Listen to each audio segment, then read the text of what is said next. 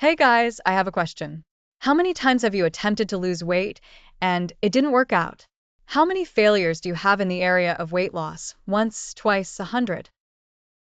As we age, it becomes more difficult to lose weight. If your metabolism is stuck or you've plateaued, I need your undivided attention because I'm going to show you a completely different way to approach weight loss that will change your life. All I want is for you to be willing to learn something new. First, let's understand why weight is a symptom.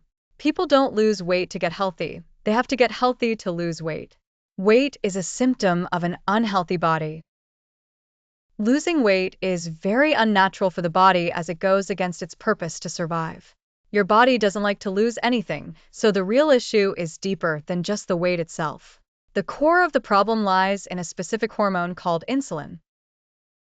There are two sets of hormones, those that make you gain weight and those that help you lose weight. Mainstream advice often focuses on calories, but ignores hormone triggers. Insulin, commonly associated with diabetes, is the hormone that puts fat on your body and prevents you from losing weight. It's known as the fat storage hormone. In the presence of even a tiny bit of insulin, all fat-burning hormones are shut down. Consuming any food that spikes insulin suppresses fat burning for up to 28 hours. High insulin levels make it extremely challenging to lose weight. So, what lowers insulin? Carbohydrates are the first thing to cut down. Avoid combining protein with sugar, as this spikes insulin significantly. Lean, low-fat proteins trigger more insulin than fattier proteins, so choosing higher fat options might be better. Large amounts of protein and MSG, monosodium glutamate, also increase insulin levels.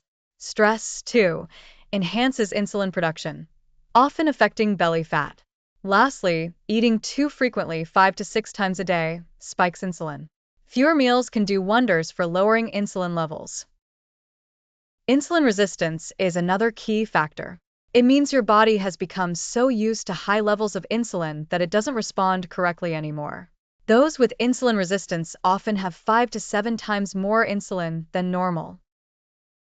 Symptoms of insulin resistance include belly fat, feeling better after consuming carbs, brain fog, worse eyesight as the day progresses, not feeling satisfied after meals, frequent urination at night, and a swollen belly by the day's end. These symptoms show that insulin is causing numerous problems beyond just storing belly fat. Long-term effects of high insulin include heart disease, diabetes, fatty liver, high blood pressure, high cholesterol, stroke, and dementia. Insulin is a common denominator for many health issues, so the next step is figuring out what to do. The strategy to tackle weight loss and insulin resistance is not about treating symptoms. It's about getting healthy to lose weight. While a perfect diet from rich, fertile soils might suffice, the reality in places like the US is that our soils are depleted of essential nutrients. For instance, potassium is crucial for insulin function, but challenging to get in sufficient amounts from depleted soils. You need to consume an unrealistically high number of bananas or avocados daily. Therefore, focusing on nutrient-dense foods and perhaps supplements to make up for what modern diets lack can help correct hormone imbalances and support weight loss. Understanding and addressing insulin is fundamental to achieving.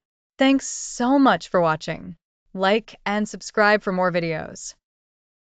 Weight loss and overall health.